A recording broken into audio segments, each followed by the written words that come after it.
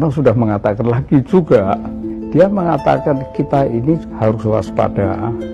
Setelah merdeka nanti, di dalam negeri, rakyat kita terdiri dari kuli-kuli.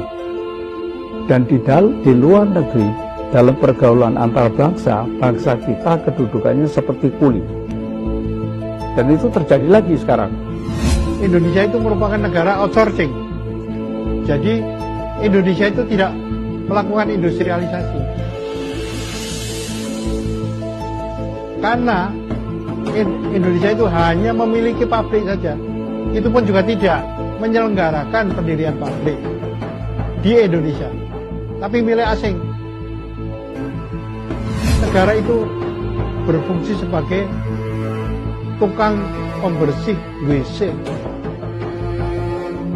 yang diberakin oleh ekonomi kapital. Ini politik perang ke, jatuhkan ekonomi ke, jatuhkan ekonomi, lepas tu dia suruh kita berhutang. Berhutang siapa? Berhutang dengan Bank Dunia. Bank Dunia tu bawah siapa? Federal Reserve kan? Federal Reserve. Federal Reserve tu hak siapa? Hak Amerika ke? Hak Rothschild? Siapa orang kuat lawan Federal Reserve masa-masa Federal Reserve nak ditubuhkan? Pertama, Benjamin Guggenheim kan? Isaac Strauss.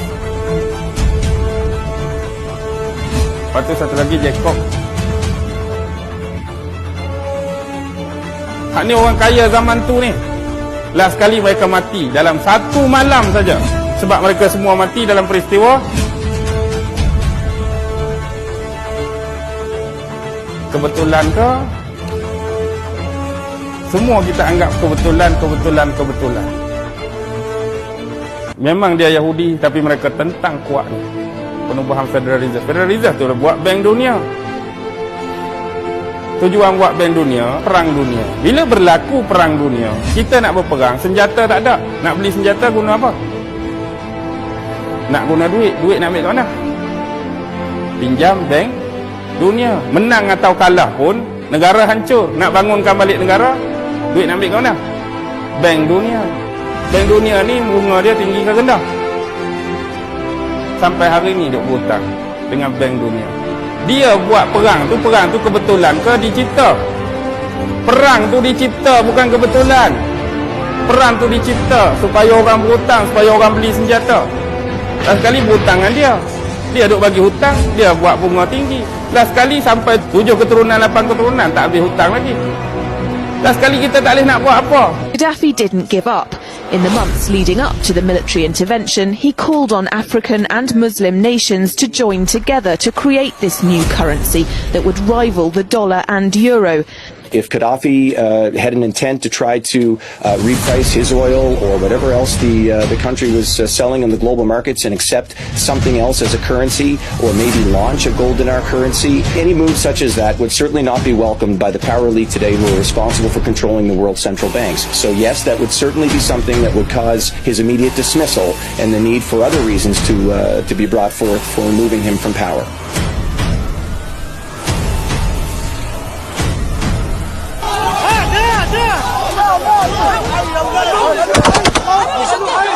It's one of these things that you have to plan almost in secret, because as soon as you say you're going to change over from the dollar to something else, you're going to be targeted.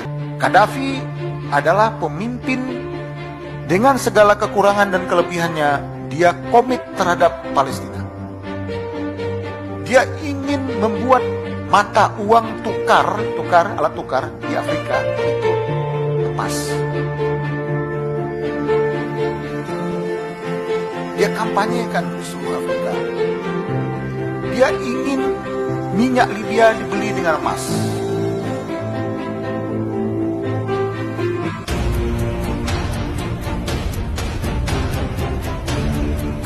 Kalau ada orang di dunia ini, Bapak-bapak dan Ibu teman-teman, sekelas kepala negara mau berjuang menegakkan dinar sebagai alat tukar, berarti dia mengerti persoalan dunia ini dengan utuh.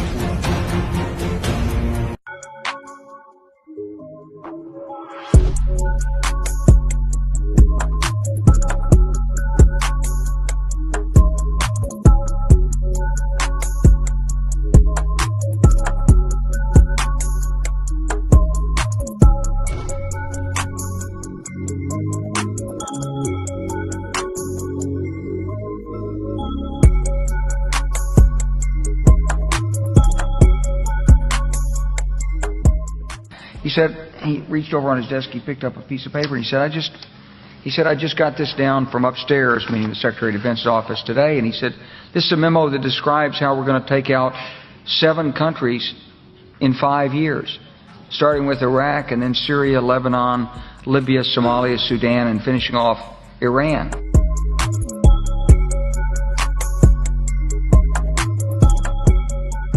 Prabowo tidak akan dibiarkan berkuasa menguasai Indonesia. Lihat saja nanti, kalau seandainya dia naik dengan cara-cara yang demokratis, tetap saja beliau akan digoyang dan digoncang, dibuat suasana menjadi chaos dan kacau, dan dianggap beliau tidak mampu mengendalikan Indonesia.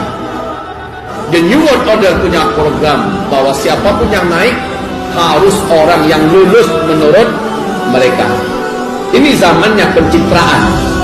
Orang-orang baik dan benar akan didustakan dan dikatakan jahat, sementara orang-orang yang tidak amanah, orang-orang yang tidak baik, orang-orang yang khianat akan dielu-elukan, dicitrakan sebagai orang yang layak dan pantas, orang yang baik, orang yang jujur, orang yang amanah, dan lain-lainnya. Inilah zamannya pencitraan akhir zaman. Zaman di mana Dajjal keluar, tidak ada yang jujur, semuanya sudah dicitrakan sebagai sesuatu yang kelihatannya baik. Lawan kita tidak tanggung-tanggung. Ingat baik-baik, kita berhadapan dengan the New World Order, yang di belakangnya mesin penggeraknya adalah Illuminati dan Freemasonry. Kalau mau tahu, buka Google apa itu Illuminati, apa itu Freemasonry, apa bahayanya di seluruh dunia. Tidak akan bisa melenggang kangkung menjadi seorang penguasa di suatu negeri, suatu daerah, melainkan dia adalah boneka ciptaan. Kalau besok ini dari hasil Ijtima Ulama 1 dan Ijtima Ulama 2 direkomendasikan agar umat Islam memilih Fulan bin Fulan dan wakilnya Fulan bin Fulan, lalu ternyata menang, percayalah, pegang kata-kata saya, pihak The New World Order akan membawa kekacauan di Indonesia ini. Dan saat itu kerjaan kita berat, tapi itu kerjaan yang sebenarnya.